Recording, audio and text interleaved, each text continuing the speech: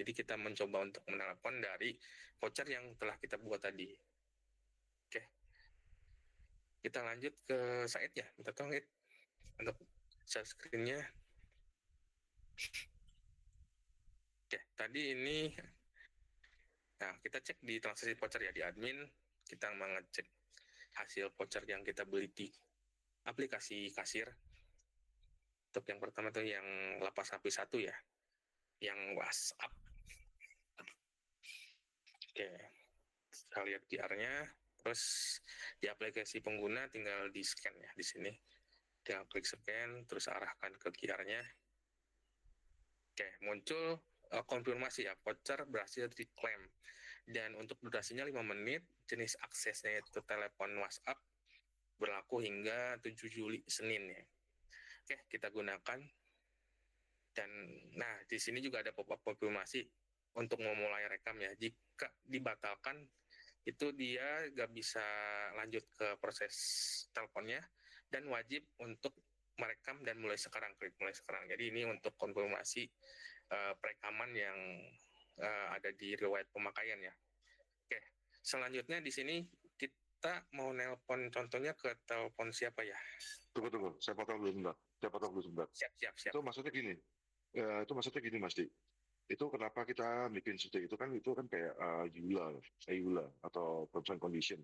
Jadi kita memaksa untuk si napi ini untuk menyetujui bahwa semua perekaman itu telah disetujui tapi melalui aplikasi gitu loh Mas. Jadi kita nggak ada kesalahan. Loh, kok ini ada perekaman tanpa ada ini untuk menghindari UU ITE itu loh Mas. Maksudnya Mas Dik. Halo, Mas Dik. Mas Dik, kok nggak ada suaranya? Oh, di mute Ya. ternyata. Mas Didi, Aman-aman. Oh Mas Didi, Pak. kirain saya Mas. Pak Didi, kok di mute Pak Didi? Nggak ada suaranya Pak Didi. Kenapa Nah, Mas? itu tadi tuh, jadi maksudnya tuh kita ada konfirmasi seperti itu tuh untuk menghindari ini loh, untuk menghindari apa penuntutan ya, kok kita merekam seenaknya dan lain-lain. Nah itu tuh untuk menyetujui, jadi terms and condition disetujui gitu loh. Dari napinya, waktu pas telepon jadi ya. betul, jadi kan kita ada ngerekam itu kan, jadi untuk menghindari ITE itu loh Mas, masuk itu kayak gitu. Iya. Betul ya? Tapi sebenarnya kalau itu sih nggak perlu sih Mas, karena memang ini di areanya lapas, jadi semua yurisdiksinya yurisdiksi di dalam lapas kan. Ya in case aja lah, Ya. maksudnya Oke. in case ya gimana kan kita tetap pada poin kedua yang kita bisa menangkan ya maksudnya. Oke. Itu Ya. aja. Lanjut Mas Irfan. Siap. Oke, kita lanjut. Untuk menelponnya, kita kira akan ambil contoh, kita nelpon ke siapa ya? Ke Pak Didik atau ke yang lain? Buat testing. Ke Pak Didi aja. Ke Pak Didi. Oke. Mas Didi minta nomor telepon yang bisa dihubungi untuk testing panggilan Mas. Ya. Untuk testing panggilan. Boleh testing reject juga boleh buat itu biar waktu nggak kepotong gitu. Betul. Untuk kalau bisa sih sama perekaman sekalian ya. Jadi untuk ngetes perekaman sekalian gitu maksudnya. Mas Didi monggo di-share nomor telepon yang bisa dihubungi mungkin. Berapa? Minta 085 085 741 66 32.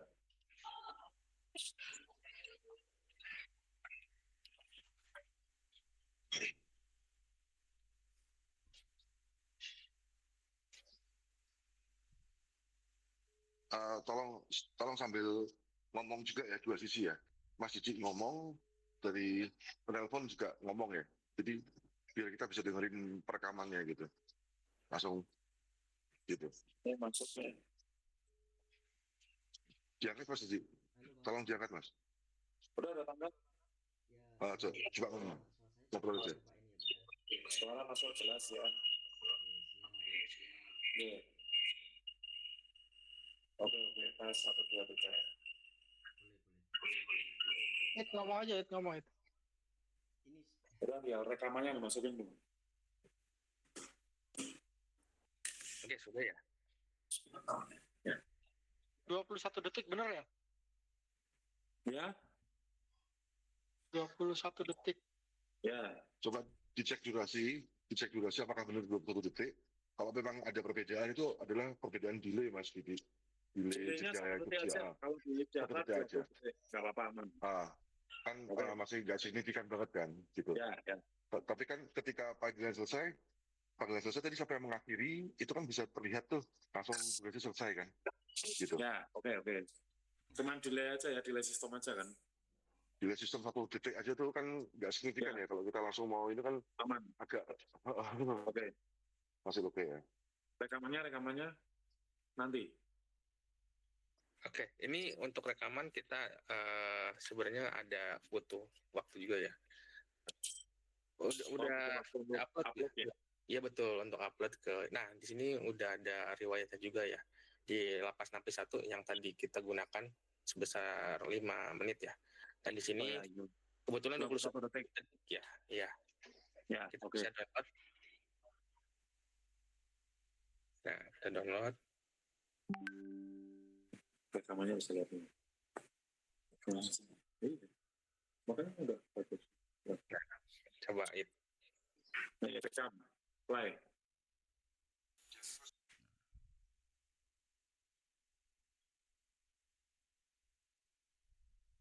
Halo Pak, Udah ada tangkat?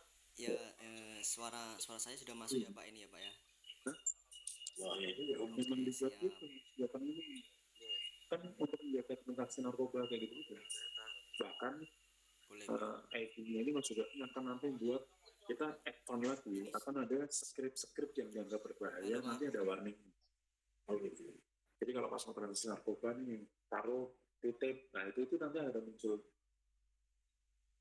Bahkan nanti rencana kata-katanya itu akan muncul jadi bentuk script. Oh, sesandinya ya. Enggak kata-kata ya, ada scriptnya nanti, ada draftnya. Yang tuh Ya, intinya gampang ya. Gitu.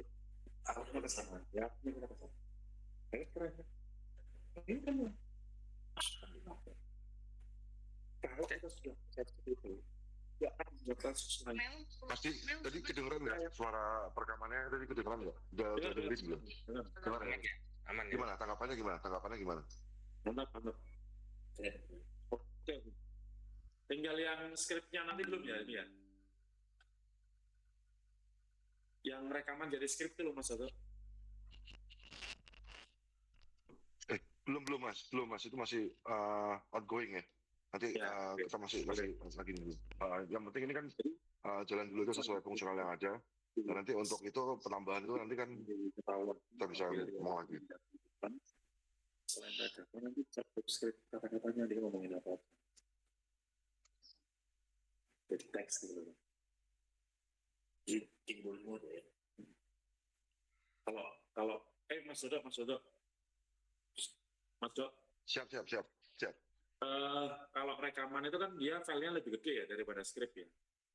Betul, lebih gede. Nah, betul. itu nanti jadi siasat, misalkan sebulan sekali itu rekaman mau kita hapus, rekamannya itu otomatis jadi skrip. Jadi historinya tuh nggak akan hilang selamanya gitu loh. Ya nggak? Oh, oke.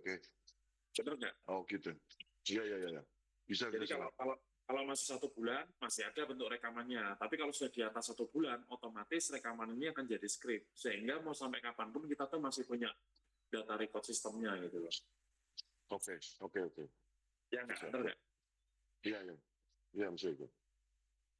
Nah, nanti mungkin di update berikutnya ya Mas ya. Di update berikutnya nanti dibuat seperti itu mungkin ada.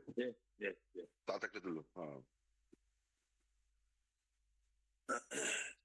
Iya. Orang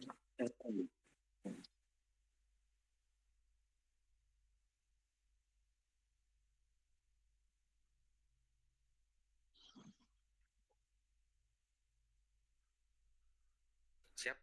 Mungkin itu ya untuk presentasi 3 aplikasi CMS, kasir, dan untuk pengguna. Mungkin saya kembalikan ke Pak Didit. Terima kasih semuanya. Oke, makasih. Ada pertanyaan lain mungkin dari Pak Didi dan tim? Lanjut. Oke. Dari kita sudah semua, Pak? Sudah Mas, itu sudah beres semua dari CMS, mobile application, sampai fungsionalitas telepon juga udah oke semua. Kalau Gimana? apa namanya Untuk mengatasi yang di blok WA itu caranya gimana? Gimana? Spam untuk menghindari spam. Oh, menghindari spam itu nanti mungkin pakai virtual number ya Mas ya? Hah? Pakai virtual number nanti mungkin di random ya mungkin.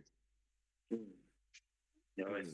Jadi misalnya gini, misalnya satu lapas nih ada 10 gadget, ada 10 device misalnya. Nah, dari 10 device ini kita pakai virtual number semua, 10-10-nya, ya kan? Nah, Ya. nanti itu akan ngacak gitu, akan mengacak dari mungkin hari ini gadget satu pakai nomor hunting, jadi kayak hunting gitu. Ya wes. Karena sering terjadi selama ini tuh kalau nomornya ke banned, kita harus menyediakan nomor pengganti baru dan ya maksudnya akhirnya jadi nunggu kan eman-eman. Akhirnya jadi device itu tidak bisa digunakan, keblok. Oke.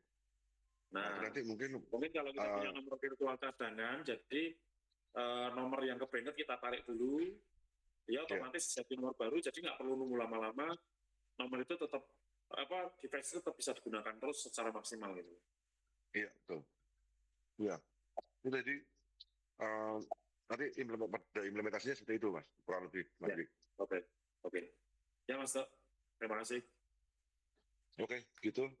Nanti mungkin jam 1 ini kita jadi ketemu atau gimana, Mas? Kenapa? Jam 1 ini kita jadi ketemu atau gimana? Manot. Oke, habis itu nanti kita